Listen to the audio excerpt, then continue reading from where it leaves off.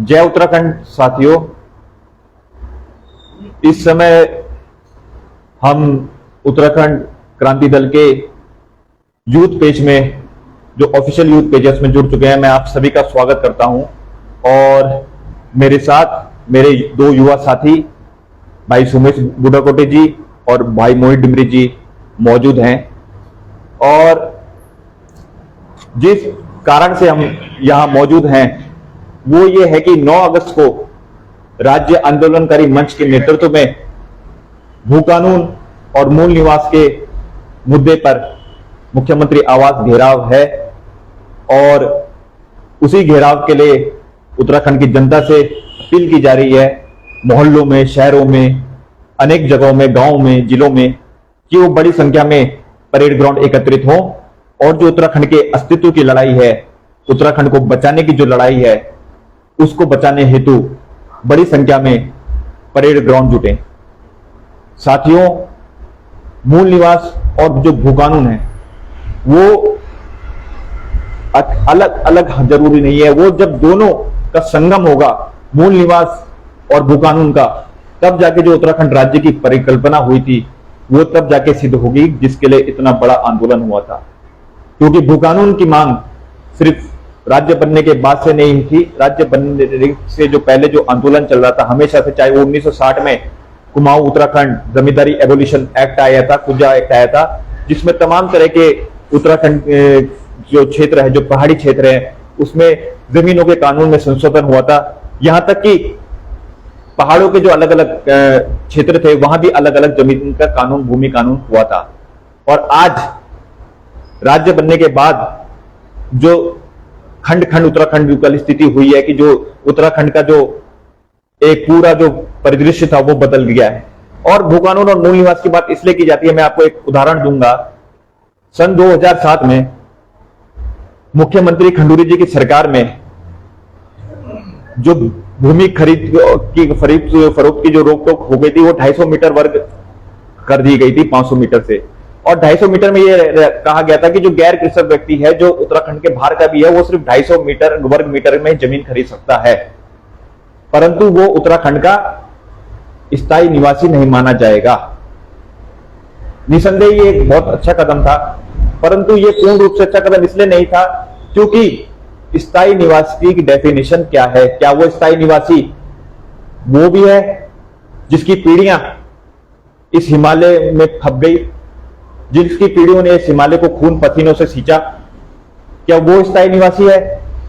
क्या वो स्थायी निवासी है जो राज्य बनने के बाद से उत्तराखंड में आया?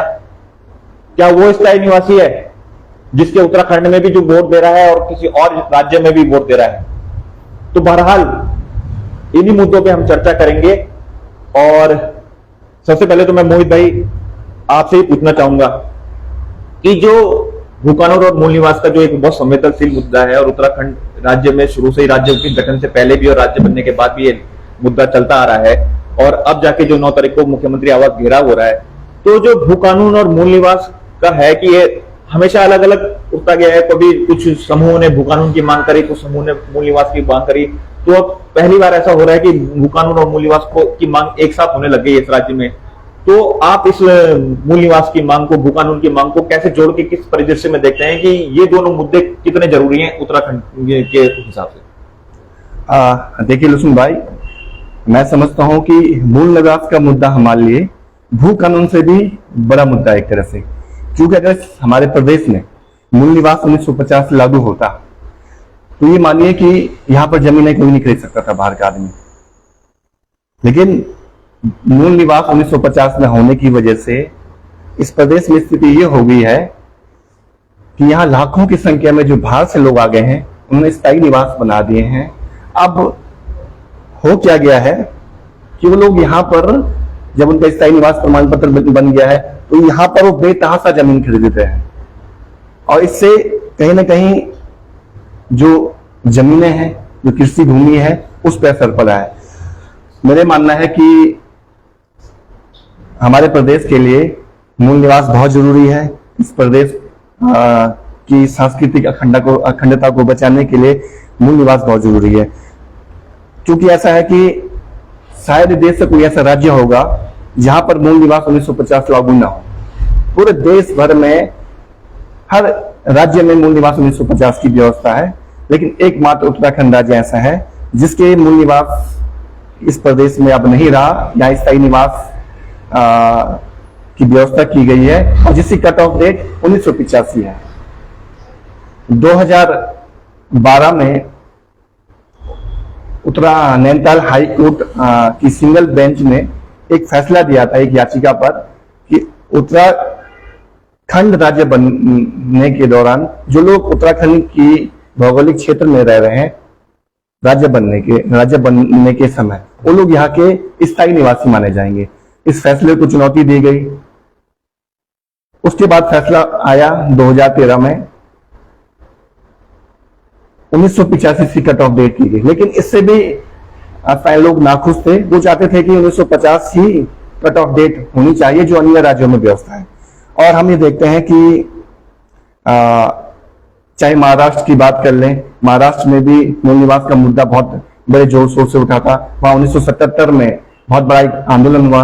उसके बाद वहां की सरकारों ने मूल निवास की वहां 1950 की कट ऑफ डेट तय की और उत्तराखंड के साथ साथ जो छत्तीसगढ़ और झारखंड राज्य बने, यहाँ भी राज्य बनने के साथ ही साथ मूल निवास का मुद्दा उठा था, लेकिन वहां की सरकारों ने अपने राजनीतिक फायदे के लिए कट ऑफ डेट राज्य बनने या उससे 15 साल पहले की नहीं रखी। उन्होंने 1950 ही वहां पर कट ऑफ डेट रखी और आज भी हम देखते हैं वहां पर झारखंड में हो चाहे छत्तीसगढ़ में हो, कोई भी एग्जाम हो, अगर कोई वहां पर अधीनस्थ सेवा चयन आयोग का एग्जाम दे रहा है, उसकी वेबसाइट में जाएगा तो उसको वहां पर लिखना पड़ेगा कि वहां उस पर पूछा जाता है कि आप इस राज्य के मूल निवासी हैं। तो जो मूल निवासी होगा वो फॉर्म भर सकता है, जो नहीं होगा वो फॉर्म नहीं भर सकता है। तो वहां पर इस तरह की व्यवस्थाएं की गई है, लेकिन हमारे प्रदेश में इस तरह की व्यवस्थाएं नहीं है। और हम ये देख पा रहे हैं कि आज की डेट में जो उत्तराखंड में सदियों से रह रहे हैं वो भी स्थायी निवासी बन के रह गए, और जो लोग कुछ साल पहले उत्तराखंड में आए हैं वो भी स्थायी निवासी बन के रह गए। इससे हो क्या रहा है कि यहाँ के जो संसाधन है, चाहे सरकारी नौकरियां हों, चाहे शिक्षण संस्थानों में दाखिले हों, चाहे सरकारी योजनाओं का लाभ हो, तो इन लोगों को भी उसका लाभ मिल रहा है। हम तो यहाँ तक देख पा रहे हैं कि जो बंगाली समुदाय है उसको शेड्यूल्ड ट्राइब का दर्जा देने की भी सरकार यहाँ पे पहल करती हुई दिखाई दे रही है। सौरभ बोगना जी जो कैबिनेट मंत्री हैं, उन्होंने प्रस्ताव दिया है जो बंगाली समुदाय के लोग हैं इनको एसटी का दर्जा दिया जाए, और आने वाले समय में इन लोगों को एससी का दर्जा देने की मांग हो सकती है। तब ये कह रहे हैं कि जो हमारा मूल निवासी एससी समाज है, एसटी समाज है, तो कहीं ना कहीं उसके साथ भी अन्याय होगा अगर इन लोगों को इसका लाभ मिलता है। तो हमारा ये मानना है कि मूल निवास हमारे उत्तराखंड के मूल निवासियों के लिए बेहद जरूरी है, अन्यथा इस प्रदेश की अवधारणा खत्म हो जाएगी, क्योंकि एक पर्वतीय राज्य है। इसके पीछे बनाने की मूल अवधारणा यही थी कि यहाँ की भौगोलिक परिस्थितियां अलग हैं, यहाँ का सांस्कृतिक परिवेश अलग है, यहाँ की बोली भाषा से लेकर यहाँ की सामाजिक ताना बाना सब कुछ भिन्न है, इसलिए राज्य बना है। लेकिन आज हमें देख रहे हैं कि सांस्कृतिक अखंडता मूल निवास न होने की वजह से वो भी खत्म हो गई है। ये बहुत बड़ी चिंता का विषय हम सबके सामने है। और मैं आपको एक बात बताना चाहूंगा कि 2013 में जब विजय बोगना जी मुख्यमंत्री थे, उस समय एक शासनादेश जारी होता है। उस शासनादेश में इस बात पर जोर दिया जाता है जो भी प्रमाण पत्र, स्थायी निवास प्रमाण पत्र जारी किए जाएंगे उसमें मूल निवास का कहीं जिक्र नहीं किया जाएगा, उसमें स्थायी निवास का ही जिक्र किया जाएगा। वो विजय बोगना जी के समय वो शासनादेश जारी किया गया था। वो इसलिए किया गया था क्योंकि सितारगंज क्षेत्र में उनको चुनाव लड़ना था। वहां पर अधिकतर मतदाता बंगाली वोटर हैं, पूर्वांचल क्षेत्र के वहां पे मतदाता है। उनको लुभाने के लिए, उनका वोट हासिल करने के लिए उन्होंने इस तरह के वहां पे शासनादेश जारी करके वो मूल निवास की जो अवधारणा थी उसको वहीं पे खत्म कर दिया था। आज की डेट में हर कोई यहाँ पर स्थायी निवासी है और ये बहुत ही भयावह स्थिति इस प्रदेश में। और मैं एक कहना चाहूंगा कि हम ये भी देख रहे हैं कि डेमोग्राफी भी बहुत चेंज हो गई है हमारे प्रदेश की। मैदानी अगर आप जनपदों में देखें, चाहे देहरादून हो, हरिद्वार हो, दमसिंह नगर हो या नैनीताल हो, यहाँ के जो विधानसभा सीटें हैं यहाँ पे करीब करीब 10 वर्षों के जो 2 चुनाव हुए हैं उसमें करीब करीब जो माना जा रहा है 43 से 72% मतदाता बढ़े हुए हैं। अगर धर्मपुर विधानसभा की बात करें तो माना जा रहा है कि 72% वोटर यहाँ पे बढ़े हैं। इन देहरादून के जो जितनी विधानसभा सीटें हैं यहाँ पे ये माना जा रहा है कि करीब करीब 15-20 लाख मतदाता बढ़ चुके हैं। अब पूरे प्रदेश में राज्य बनने के बाद जो माना जा रहा है कि 50 लाख लोग बढ़े हैं मैदानी क्षेत्रों में। तो सवाल ये उठता है कि इतनी बड़ी संख्या में जो लोग यहाँ इस प्रदेश में आ रहे हैं वो कौन लोग हैं, इनका मतदाता कार्ड कैसे बन रहा है, आधार कार्ड कैसे बन रहा है, राशन कार्ड कैसे बन रहा है, स्थायी निवास प्रमाण पत्र इनको कैसे मिल रहे हैं। मैं तो ये देख रहा था कई ऐसे भी हैं जिन्होंने फर्जी स्थायी निवास प्रमाण पत्र इस प्रदेश में बनाए हैं। यहाँ के जनप्रतिनिधि किसी के आधार कार्ड बना दे रहे हैं, किसी के मतदाता वोटर आईडी कार्ड बना दे रहे हैं ताकि चुनाव में उनको लाभ हो। तो ये बहुत बड़ा संकट हमारे प्रदेश में इसको लेकर है। और कई लोग ऐसे भी हैं जो माना कोई बिहार का है, कोई यूपी का, हरियाणा का है, तो हमारे प्रदेश में अगर नौकरी करने आया है तो वहां तो अपना उसका मूल निवास प्रमाण पत्र उसको हुआ अपने प्रदेश में, और यहाँ भी वो स्थायी निवास प्रमाण पत्र का लाभ ले रहा है। एक तरह से अपने प्रदेश में भी उसको लाभ मिल रहा है और यहाँ भी वो स्थायी निवास प्रमाण पत्र बनाकर यहाँ भी सरकार की जो योजना है उसका लाभ ले रहा है।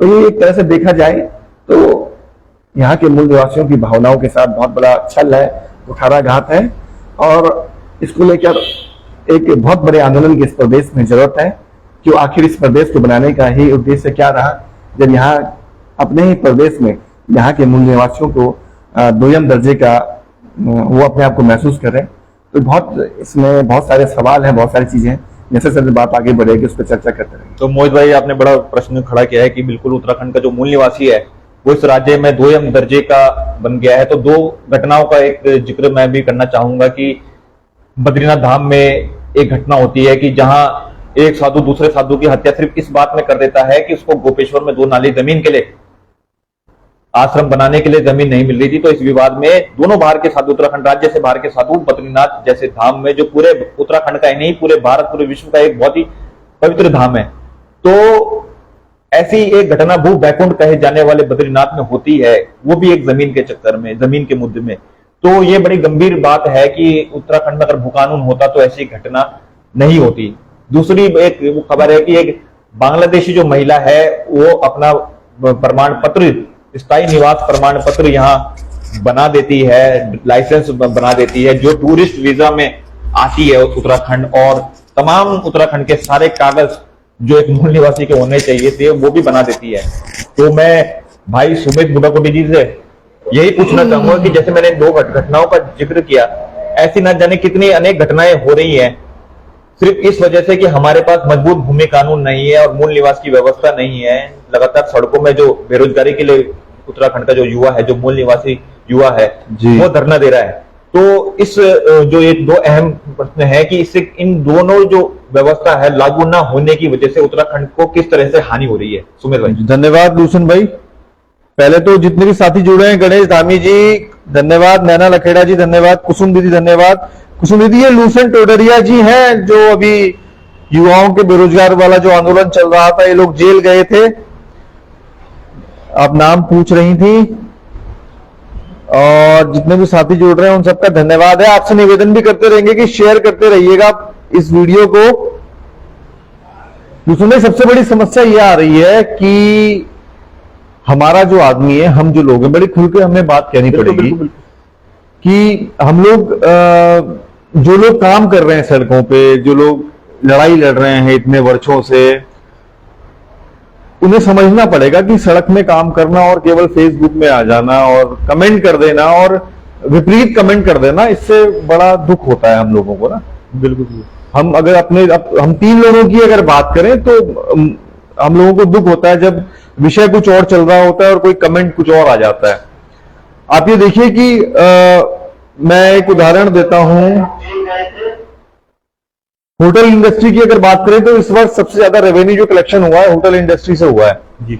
और हमारे अभी साथी कुछ जुड़े हुए भी हैं, जो होटल लाइन के जो साथी हैं वो जुड़े हुए हैं इस वीडियो में, और जो बाहर रहते हैं। और रेवेन्यू जो इकट्ठा हो रहा है वो होटल इंडस्ट्री से हो रहा है जी। और उस होटल इंडस्ट्री में हमारे बच्चे कहां हैं भाई? उस होटल इंडस्ट्री में तो हमारे बच्चे काम ही नहीं कर रहे हैं। होटल लाइन का सबसे ज्यादा जो बच्चा हमारे प्रदेश से निकलता है वो टिहरी के क्षेत्र से निकलता है, और वो लोग कहाँ है, दिल्ली, चंडीगढ़ या फिर विदेशों में। और हमसे ज्यादा वो स्वयं इस चीज को जानते हैं कि सुबह से शाम तक 12-12 घंटे, 14-14 घंटे किचन में जो लोग काम करते हैं गर्मी में, ठंड में, कि किस तरीके से पैसा कमाया जा रहा है और ऐसी स्थितियां क्यों पैदा हो रही हैं। जब होटल इंडस्ट्री से सबसे ज्यादा रेवेन्यू हमारे राज्य में कमाया जा रहा है तो हमारा बच्चा बाहर क्यों है? ये GMVN, KMVN के रिजॉर्ट जो चल रहे हैं वो कौन चला रहा है? तो जो ये भू कानून और मूल निवास की जो बात है ये हमें समझनी पड़ेगी कि इसमें हमारा व्यक्तिगत स्वार्थ है, हमारा व्यक्तिगत फायदा है, इसमें ये लालच है हमारा।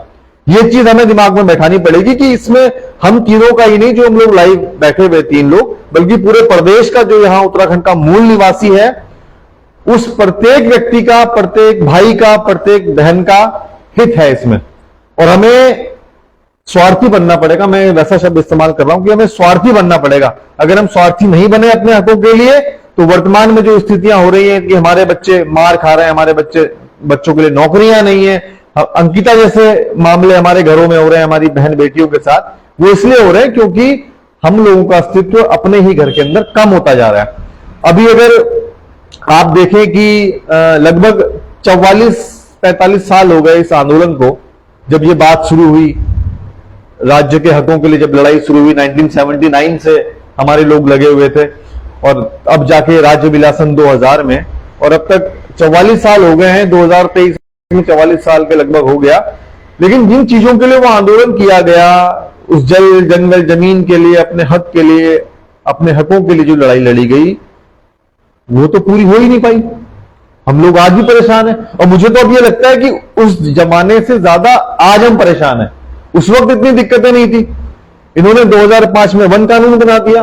पहले जब वन कानून नहीं था तो जंगल भी खूबसूरत थे, जंगल भी आबाद थे, अधिकार भी होते थे, हमारे लोग लकड़ियां भी काटते थे, पेड़ भी लगाते थे, जानवरों को चारा भी लाते थे। और अभी आपने इसी वर्ष की, पिछले वर्ष की घटना देखी होगी कि 2 पुली घास के लिए हमारी पहाड़ की माताओं बहनों के साथ किस तरीके की हरकत इन लोगों ने, हेलंग में हुई थी, हेलंग में जो घटना हुई थी।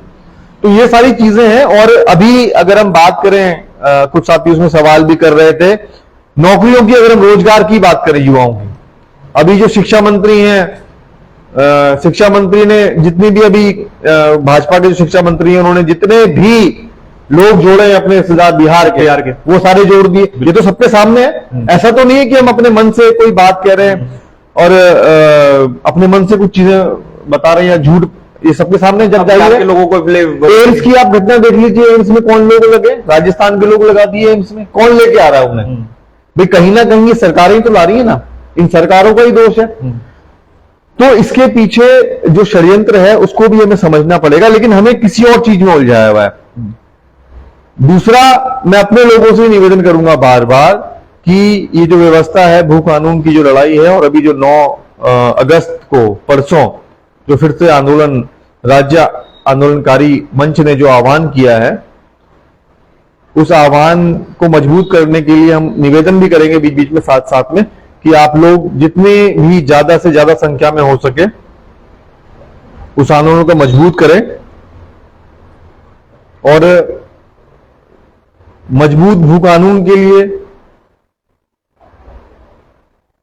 लोग आगे आए और समझें उन चीजों को। और आप ये देखिए कि अभी अंकिता का जो मामला हुआ, उसको भी मैं इसी से जोड़ूंगा। बिल्कुल, जो 2 समस्याएं हैं, अगर उसके परिवार को सारी सुविधाएं वहां मिल रही होती, चीजें उनके हाथों में होती, तो वो 92% जिस बच्चे के मार्क्स आ रहे हैं वो 12वीं के बाद नौकरी करने चली जाती है, तो कितना बड़ा दुर्भाग्य। और नौकरी करने भी कहां जा रही है? अपने ही राज्य में जा रही है।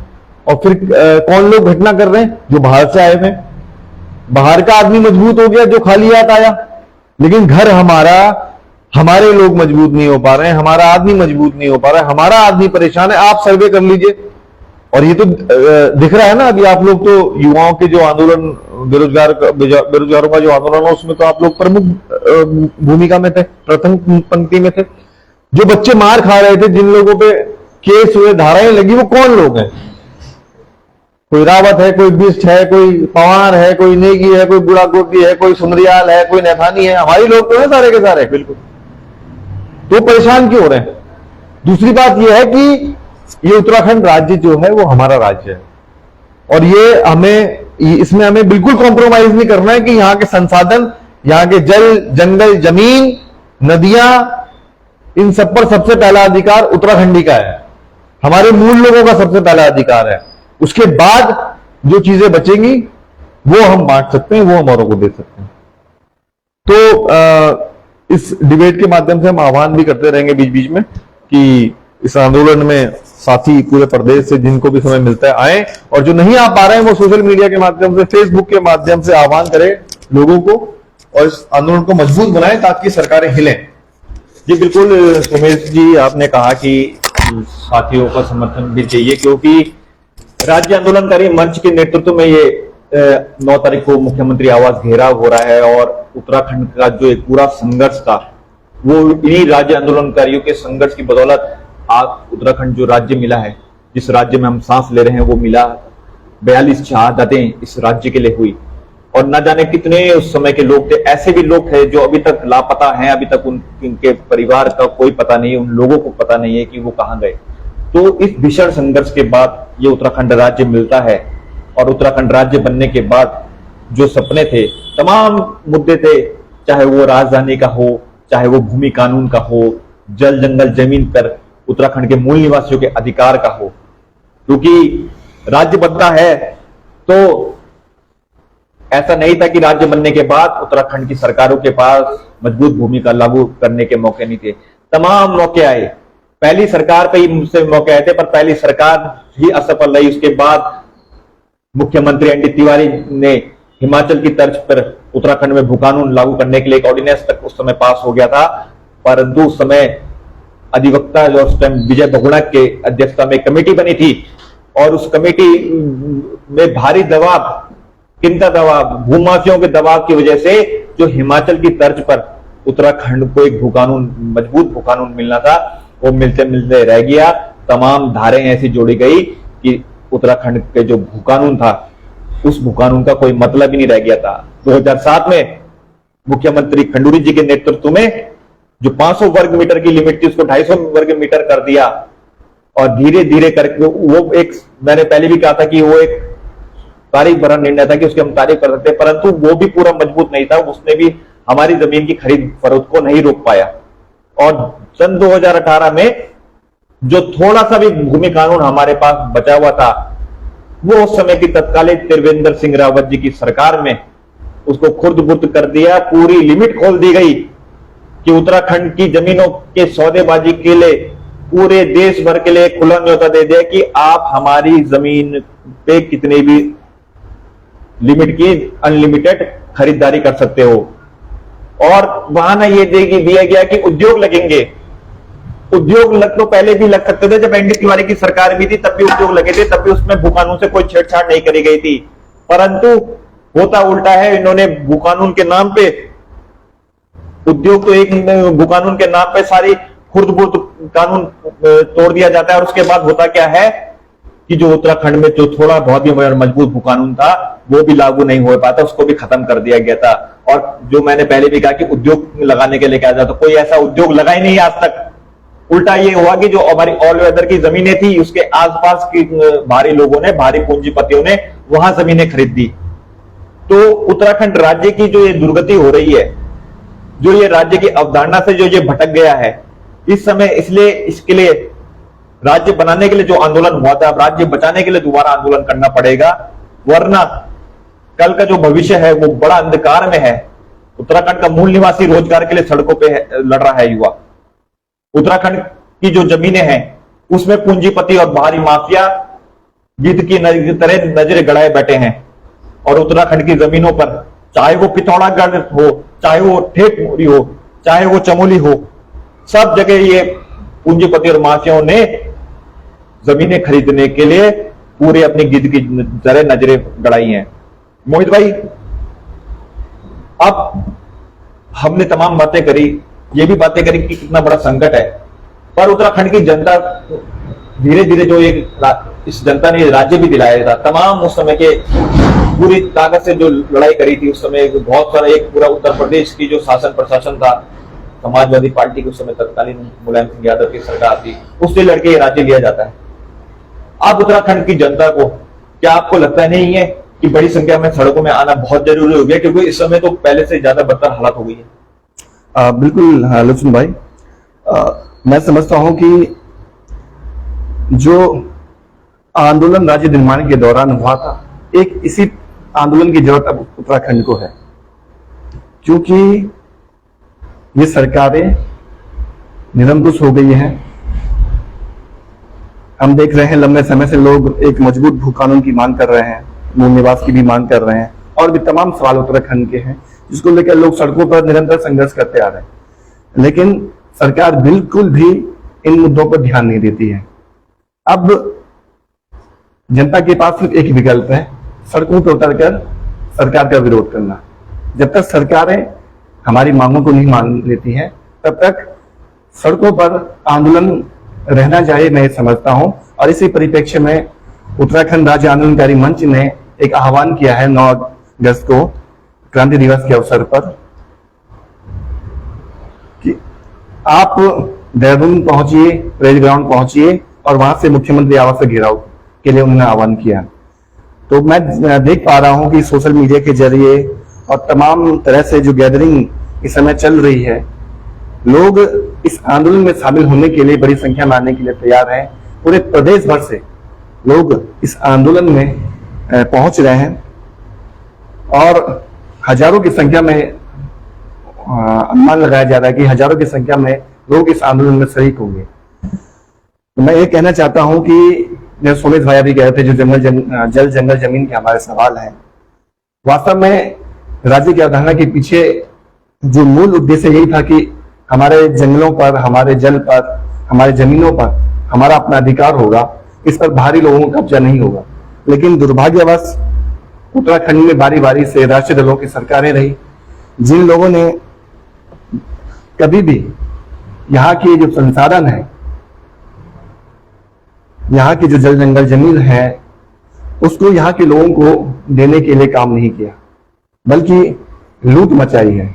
आज आप देखिए कि हमारे पास कृषि भूमि बहुत कम बच गई है।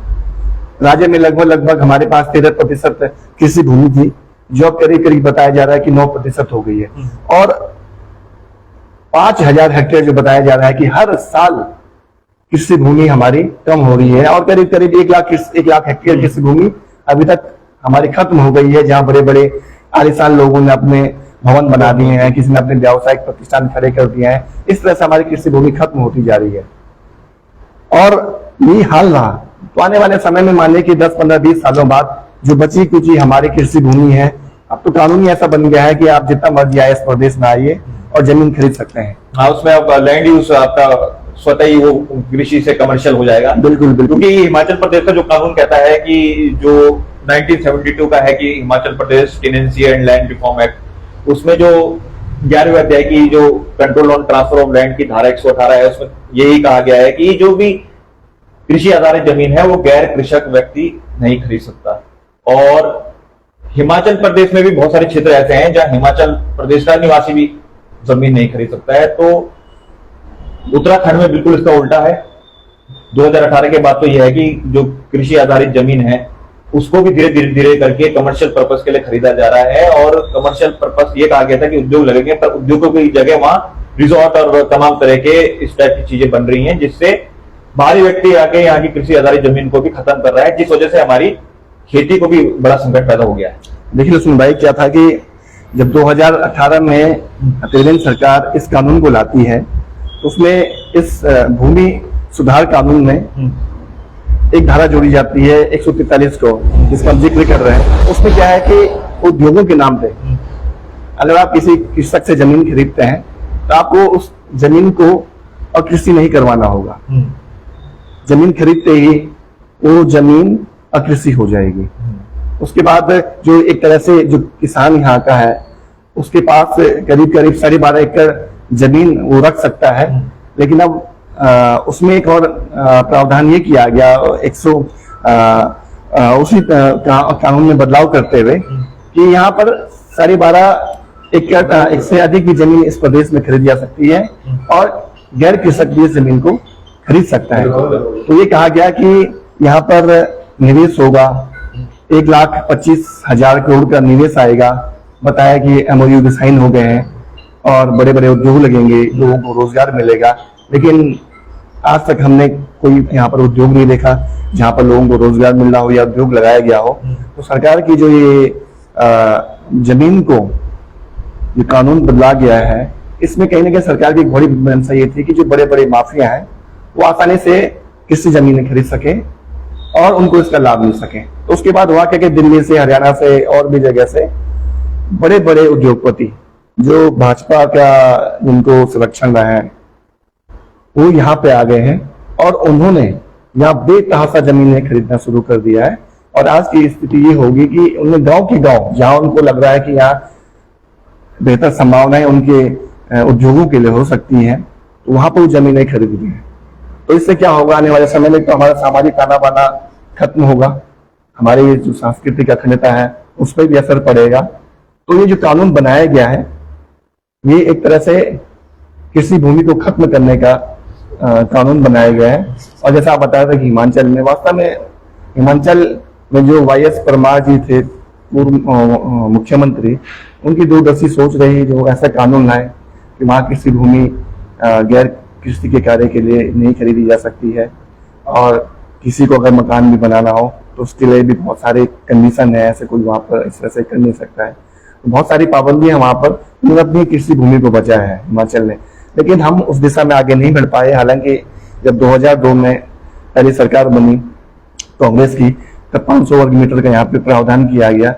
उसके बाद 2007 में 250 वर्ग मीटर का प्रावधान किया गया। कृषि भूमि बाहर का आदमी कोई भी खरीद सकता था 250 वर्ग मीटर।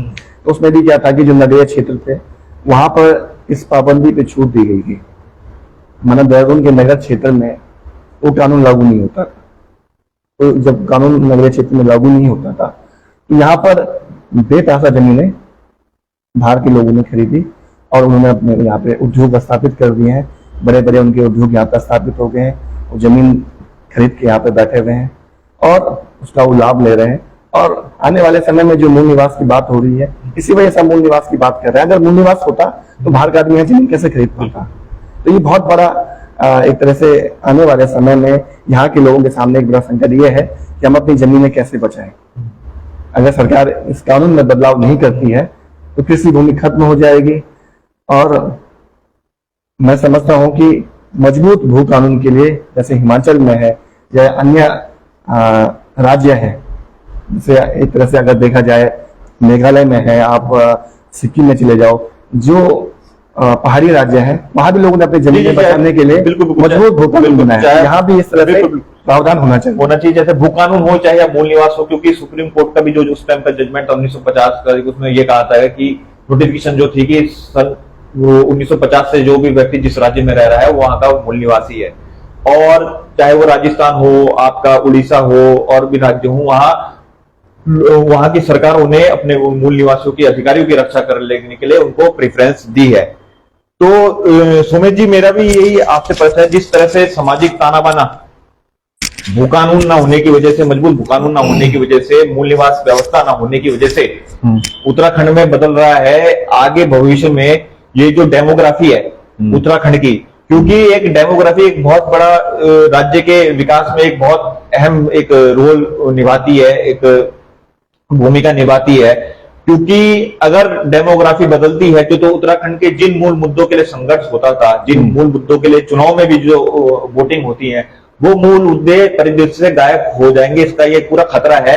क्योंकि जिस तरह से पूंजीपति अगर लोग आएंगे तो वो सिर्फ पूंजीपति तरह की सरकारें वो अपने के लिए चुनेंगे। और जो उत्तराखंड का अंतिम व्यक्ति भी है जो हिमालय के दुर्गम क्षेत्र में निवास कर रहा है, उसकी आवाज कहीं ना कहीं वो पूंजीपति के सामने दब जाएगी। क्या लगता है आपको? आप ये देखिए कि इन चीजों को ठीक किसने करना था? जो राजनीतिक दल हैं, जो सत्ता में है।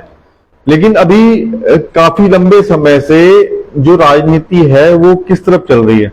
अंधभक्ति की तरफ, जातिवाद की तरफ। तो जो ये विषय था ये तो भटक गया। और मतलब ये सबसे बड़ी समस्या है कि हम परेशान हैं, लेकिन हम अपनी परेशानी का जो स्रोत है उसको उत्पन्न करने वाले भी हम ही लोग हैं।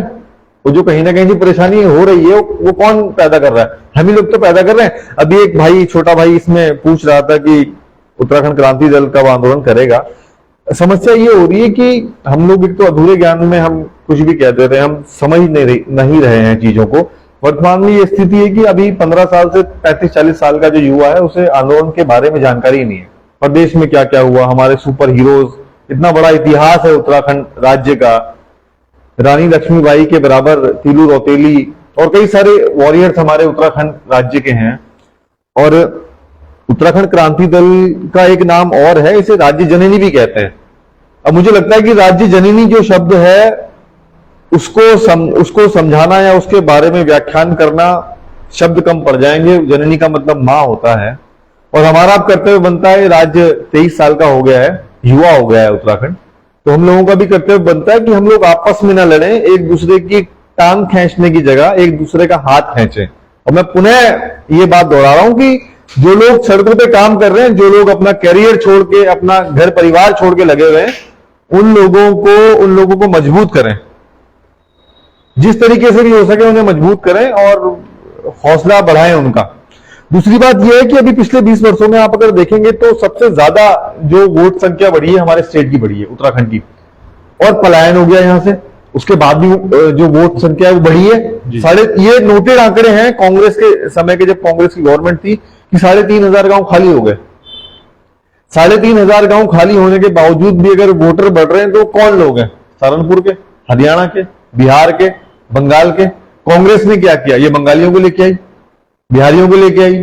और बीजेपी ने क्या किया? हरियाणा यूपी के लोगों को लेके आ रहे हैं। और उन लोगों को पूरी शय है सरकारों की। आप ये देखिए कि वर्तमान में अगर आप कहीं जमीन लेते हैं तो आपको अगर 100 गज का आपको टुकड़ा चाहिए तो पहले कई जगह आपको चक्कर काटने पड़ेंगे, MDDA से नक्शा पास कराओ, 4 फुट यहां छोड़ो, 3 फुट यहां छोड़ो। लेकिन एक जो बाहर का व्यक्ति आ रहा है, और अभी मैं खंडूरी जी वाली बात पे भी आऊंगा, वो जो 250 गज का प्रावधान इन्होंने किया था, जो बाहर का व्यक्ति आ रहा है उसके सारे काम हो जाते हैं। उसका राशन कार्ड भी है, उसका राशन कार्ड यहां का भी है और वहां का भी है, उसका वोटर ID कार्ड यहां का भी है, उसका वहां का भी है। मतलब वो यहां भी सरकार बनाने में डिस्टर्बेंस क्रिएट कर रहा है और वहां भी सरकार बना रहा है। इसकी जांच कौन करेगा? इन जो संस्थाएं जांच करनी थी, जो शासन प्रशासन ने इन पे लगाम लगानी थी, वही इन लोगों को मजबूत कर रहे हैं, वही इसके सूत्रधार हैं। और उनको पनपाने वाले कौन लोग हैं? हम ही लोग हैं। तो ये हमें कहीं ना कहीं समझना पड़ेगा, घुमा फिरा के ये हमारी जिम्मेदारी बनती है। और ये 2 कानून, भू कानून की अगर हम बात कर रहे हैं और मूल निवास 1950 की बात कर रहे हैं, अगर ये लागू होता है तो इन दोनों विषयों से ही सारी समस्याएं हल हो जाएंगी। आप देखिए हमारा स्टेट पूरे विश्व को गंगा जल दे रहा है, गंगा जल पिलाते हैं पूरे विश्व को। गंगा जल पिलाने वाला राज्य, आधे से ज्यादा भारत को हम लोग बिजली दे रहे हैं। उसके बाद बावजूद भी 1150 गांव ऐसे हैं जहां बिजली पानी की समस्या है आज भी। तो ये चीजें ठीक कैसे होंगी? ये चीजें तब ठीक होंगी जब अपने लोग मजबूत होंगे, जब अपनी सरकार होगी। दिल्ली से चलने वाली सरकारें क्या कर रही है? दिल्ली वालों को मजबूत कर रही है, हरियाणा यूपी वालों को मजबूत कर रही है, अदर स्टेट के लोगों को मजबूत कर रही है। तो ये तो मुझे लगता है कि बहुत सरलता से हमारे लोगों को समझना चाहिए कि अगर हमें अपने आप को मजबूत करना है, अपने बच्चों को मजबूत करना है, तो उसके लिए हमें अपने लोगों को, अपनी सरकार को चुनना होगा, क्षेत्रीय दल को मजबूत करना पड़ेगा। अभी कई सारे लोग इसमें कमेंट भी कर रहे हैं, मैं आपसे ये निवेदन भी करूंगा कि कमेंट भी लें जी। इसमें प्रशांत कांडपाल जी कह रहे हैं कि उत्तराखंड में एक प्रवृत्ति देखी जा रही है जहां राजनीतिक दलों और उनके एजेंटों द्वारा लोगों को यूसीसी, अंध राष्ट्रवाद जैसे बेकार विषयों की ओर मोड़ा जा रहा है। क्या वाकई में अपने राज्य में ऐसे बिंदु की जरूरत है? हम उन लोगों को कैसे अपील कर सकते हैं कि वो उन बेकार के विषयों से न भटके? तो कांडपाल जी, जैसे मैं आपको जवाब भी देना चाहूंगा कि यूसीसी के लिए कभी उत्तराखंड में भी ऐसा आंदोलन नहीं हुआ है, भू कानून के लिए हुआ है। तो हमारी जो लगातार मांग थी, हैशटैग से भी हम ये चला रहे हैं कि यूसीसी से पहले भू कानून और मूल निवास। नीलम लखेड़ा जी भी बोल रही हैं कि हमें एक होना है और अब कोई नहीं बोलेंगे कि उत्तराखंड क्रांति दल की गलती है कि उन शहीदों को याद करो जिन्होंने अपनी इज्जत खोई। ये देखिए ना, ये बीजेपी, ये तो नोटेड है जी, बिल्कुल बिल्कुल। तो ये तो लिखित है ना ये कि ये बीजेपी ने किए हैं ये काम। जी, भाजपा ने सबसे पहले नित्यानंद स्वामी के शासनकाल में मूल निवास समाप्त किया। सबसे बड़ा छल भाजपा ने किया। और नित्यानंद स्वामी कहाँ के थे जी? वो तो हरियाणा से। तो ये चीजें हैं, ये हमें समझनी पड़ेंगी, हमारे लोगों को समझना पड़ेगा कि। और एक छोटा सा उदाहरण मैं और देता हूं कि अगर एक माँ के 2 बेटे हैं, एक दिल्ली रह रहा है अपने परिवार के साथ और एक यहाँ उत्तराखंड में रह रहा है, तो सबसे ज्यादा उपयोगी उस माँ के लिए कौन सा बेटा होगा? भाई बीजेपी कांग्रेस में भी तो हमारे लोग हैं। बिल्कुल तो सबसे ज्यादा सुख दुख में कौन खड़ा होगा? जो उसके पास होगा। बिल्कुल। या दिल्ली वाला होगा? दिल्ली वाला तो नहीं होगा ना। तो इतनी बात हमारे लोगों को समझ में नहीं आ रही है। अभी देखो, मैंने कल भी एक बात बोली कि टिहरी डैम जो स्प्राउट जैसी मछली जिसका रेट मार्केट में आज की तारीख में 3,500 से 5,000 रुपए किलो का रेट है, स्प्राउट मछली वहां निकल रही है और ऑर्गेनिक है सारी चीजें। भाई गंगा जल है वो, तो वहां से जो सी फूड होता है सारा का सारा सी फूड बाहर जा रहा है। और किन कंपनियों को ठेका दिया हुआ है? त्रिवेंद्र रावत जी उस टाइम मुख्यमंत्री थे। आपने 20 साल का 25 करोड़ रुपए में आपने 20 साल के लिए ठेका दे दिया और करोड़ों रुपए का उसमें फायदा हो रहा है। मतलब ये स्थिति है कि हमारा बच्चा, हमारे बच्चों को मछली तक बेचने का अधिकार नहीं है अपने स्टेट की। पानी हमारा, नदी हमारी, डैम हमारे, मछली भी हमारी, और उसको बेचने का भी अधिकार नहीं है। और ऐसे कई सारे मामले हैं जिसमें बाहर के लोग काम कर रहे हैं और बाहर की वो कंपनियां यहां काम कर रही हैं जो जिनके लाइसेंस कैंसिल है बाहर, जो जिन पे मतलब केस चल रहे हैं। आप ये देखिए, वो जो अभी डोगरा चाटी वाला पुल का जो मामला हुआ, 2 बार उसके पैसे सैंक्शन हो गए, 900 करोड़ रुपए, और उसी ठेकेदार को दे दिए जिसपे केस चल रहा था। और ऐसे कई सारे मामले हैं। और इसकी कहीं ना कहीं जड़ यही है कि हमारा आदमी मजबूत नहीं है। हमारे पास भू कानून नहीं है, हमारे पास मूल निवास नहीं है। मूल निवास 1950 अगर लागू होता है तो हमें हर क्षेत्र में प्राथमिकता मिलेगी। आप ये देखिए कि जो स्टेट गवर्नमेंट के अंदर जो जॉब्स हैं, स्टेट गवर्नमेंट की जो नौकरियां हैं, उसमें भी उच्च पदों में कौन लोग बैठे हुए हैं? आप विद्युत विभाग देख लीजिए, आप जल संस्थान देख लीजिए, आप हॉस्पिटल्स में देख लीजिए, आप स्कूलों में देख लीजिए, सारे बाहर के लोग बैठे हुए। भाई उन नौकरियों पे सबसे पहला अधिकार किनका होना चाहिए था? हमारे लोगों का होना चाहिए था। उससे पहले मैंने अभी होटल का उदाहरण दिया। तो ये सारी समस्या है और हम बार बार ये निवेदन करेंगे कि हमारे लोग, जो ये आंदोलन, जो ये राज्य के लिए आंदोलन हुआ, उस आंदोलन का नाम था उत्तराखंड आंदोलन। और वो स्थिति, वो आंदोलन इसलिए नहीं हुआ कि कुमाऊं आंदोलन, उस आंदोलन का नाम गढ़वाल आंदोलन नहीं रखा गया, उस आंदोलन का नाम पंडित आंदोलन नहीं रखा गया, उस आंदोलन का नाम ठाकुर आंदोलन नहीं रखा गया, या जो अदर कास्ट हमारे स्टेट में उन जातियों से आंदोलन नहीं हुआ, वो उत्तराखंड के लिए आंदोलन हुआ है। तो हमें समझना पड़ेगा कि हमें एक मुट्ठी होकर, जो इन लोगों ने हमें बांट दिया है क्षेत्रवाद में, जातिवाद में, उन सबसे ऊपर उठकर हमें फिर से उत्तराखंडियत के लिए, उत्तराखंड के लोगों के लिए, अपने लोगों के लिए आवाज उठानी पड़ेगी, संगठित होना पड़ेगा, तभी जाके ये चीजें ठीक हो सकती हैं। बहुत आसान शब्दों में आपने समझाया सुमेश भाई। तो जैसा कि कहा गया है कि स्वरोजगार हो या रोजगार, भूमि पुत्रों का पहला अधिकार। और इसी तरह जो उत्तराखंड के मूल निवासियों का जो अधिकार की बात थी वो हो रही है, वो जरूरी है। और मूल निवासी के अधिकारों पर जिस तरह से कुठारघात हो रहा है वो बड़ा चिंतनीय विषय है। तो मैं अब समय भी हो गया है, तो मैं ज्यादा शॉर्ट फाइनल स्टेटमेंट सबके लूंगा। मोहित भाई, अंत में क्या कहना चाहेंगे? क्या आपके लिए उत्तराखंड की जनता से आप कि किस तरह से अब हम बचा सकते हैं उत्तराखंड? देखिए, मैं ये कहना चाहूंगा कि हमारे प्रदेश में 70 विधायक हैं और 5 सांसद हैं और 3 राज्यसभा सांसद हैं। आज तक किसी ने भी मजबूत भू कानून, मूल निवास की बात नहीं कही।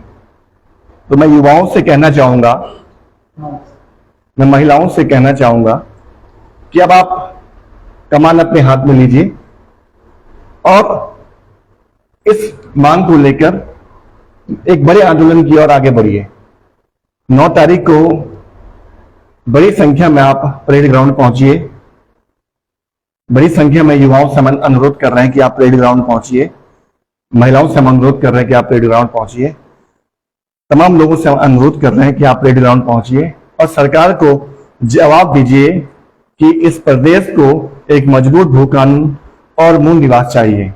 तो मैं यही कहना चाहता हूं कि इस प्रदेश की अस्मिता बचानी है, इस प्रदेश का अस्तित्व बचाना है, इस प्रदेश का हमको स्वाभिमान बचाना है, तो हमको मजबूत भू कानून चाहिए, हमको मूल निवास 1950 चाहिए। तभी इस प्रदेश की अवधारणा को हम साकार कर पाएंगे। मैं यही कहना चाहूंगा, अनुरोध करूंगा एक बार पुनः अपनी मातृशक्ति से, अपने युवाओं से, अपने बड़े बुजुर्गों से कि 9 अगस्त को आप भारी से भारी संख्या में परेड ग्राउंड देहरादून में पहुंचे और वहां से मुख्यमंत्री आवास का घेराव का कार्यक्रम है। इसमें अपनी भागीदारी निभाएं और इस आंदोलन को आप ढाल दें, इस आंदोलन को मजबूत करें। धन्यवाद मोहित भाई। और जिस तरह से उत्तराखंड की स्थिति हो रही है और भावी पीढ़ी इतिहास जरूर पढ़ती है और इतिहास से प्रश्न जरूर पूछेगी कि जब राज्य ले लिया था, राज्य बनने के बाद सन 2000 के बाद वो लोग क्या कर रहे थे जो इस राज्य के निवासी थे, जब इनके अधिकारों पर कुठारघात हो रहा था। ये सवाल जरूर पूछा जाएगा भावी पीढ़ी से कि जब लड़ने का समय आ गया था तो आप लोग चुप क्यों थे। ऐसा सवाल भावी पीढ़ी ना पूछे, इसलिए उत्तराखंड की जनता को, उत्तराखंड के मूल निवासियों को अपने अधिकारों के लिए, अपने उस हिमालय के लिए जिस हिमालय को आपके पूर्वजों ने खून पसीने से सींचा है और आज रहने लायक बनाया है, उस भावी पीढ़ी के बचाव के लिए, उस पीढ़ी को बचाने के लिए जो आप चाहते हैं कि ये इस शुद्ध वातावरण में, पर्यावरण के बीच में, जल जंगल जमीन के बीच में सांस ले सके। क्योंकि कल अगर आप उन्हें एक ऐसा उत्तराखंड सौंपोगे जिन उत्तराखंड में उनके अधिकारों की बात नहीं होगी, उनका शोषण होगा जो कि आज शुरू होने लग गया है, तो वो भावी पीढ़ी आपसे जरूर सवाल पूछेगी आप लोग उस समय चुप क्यों थे। सुमेश भाई क्या आपका? निशुर भाई देखिए, जो सरकारें आपके बीच में आपके बच्चे के भविष्य के नाम पे ना आकर धर्म के नाम पर गुमराह कर रही है, उस सरकार के राज में हमारा जो राज्य है उत्तराखंड राज्य देवभूमि है और देवों के देव महादेव की भूमि है। ये सबसे ऊपर है वो, जहां चारों धाम हैं। और वर्तमान में चारों धामों के जो रास्ते हैं, सबसे ज्यादा जो शराब की दुकानें इन 6 सालों में खुली, एक तो ये उदाहरण हो गया। तो इनकी कथनी और करनी में अंतर है। दूसरा ये है कि 94 की जो घटना है 94 की रामपुर तिराहे की, जिसमें हमारी बहनों के साथ, चमोली गढ़वाल की बहनों के साथ बर्बरता हुई, उनकी अस्मिता तक पे हाथ डाला इन लोगों ने। और 94 से लेकर आज तक वो स्थिति बरकरार है हमारे प्रदेश में। मैं उस 94 की घटना को अंकिता से भी जोड़ूंगा कि उस दिन भी ये हो रहा था और आज भी ये हो रहा है, 23 साल बाद भी। तो युवाओं को समझने की आवश्यकता है कि आप अपने घर में आपकी क्या स्थिति है, और दूसरे शब्द में कहूं तो ये हमारी औकात क्या है हमारे घर में, ये हमारे लिए बड़ा प्रश्न है। ना कि ये कि उक्रान क्या कर रहा है, या ये युवा क्या कर रहा है, या वो युवा, ये दूसरा युवा क्या कर रहा है, या फलाना संगठन क्या कर रहा है। सभी ताकतों को, सभी शक्तियों को, पूरे प्रदेश को, हर जाति, हर वर्ग, हर क्षेत्र के लोगों को आज की तारीख में इकट्ठा होने की आवश्यकता है। और जितने भी लोग जुड़ रहे हैं, मैं आप सबसे निवेदन करूंगा जाते जाते कि आप सब लोग फोन इस्तेमाल करते हैं। हर व्यक्ति के फोन में कम से कम 1000 नंबर हैं वर्तमान में। आप अगर रोज एक मैसेज भी अगर करते हैं तो 15 से 20 मिनट का समय लगेगा। मैसेज कीजिए, व्हाट्सएप कीजिए, उस मूवमेंट की जानकारी दीजिए। उस जो 9 तारीख को आंदोलन होने जा रहा है, मुख्यमंत्री आवास घिराव, परेड ग्राउंड से लेकर मुख्यमंत्री आवास घिराव जो होने जा रहा है 9 अगस्त को, अगस्त क्रांति के दिन, उसका मैसेज आप लोग सर्कुलेट कीजिए, ताकि अगर कोई व्यक्ति नहीं आ पा रहा है लेकिन उस तक जानकारी ये पहुंच जाए कि प्रदेश में ये सब चीजें हो रही हैं। इन्हीं सब शब्दों के साथ भूषण भाई आपका धन्यवाद। तो साथियों, आगे भी हम इस प्रकार की चर्चा करेंगे, चाहे वो भू कानून हो, मूल निवास हो, या पहाड़ के अहम मुद्दे हों, उन सब पर लगातार चर्चा होगी। और उत्तराखंड की सरकारें, उत्तराखंड के अधिकारी किस तरह से उत्तराखंड की व्यवस्था पर चोट कर रहे हैं, उन चीजों को हम लगातार आपके सामने रखेंगे।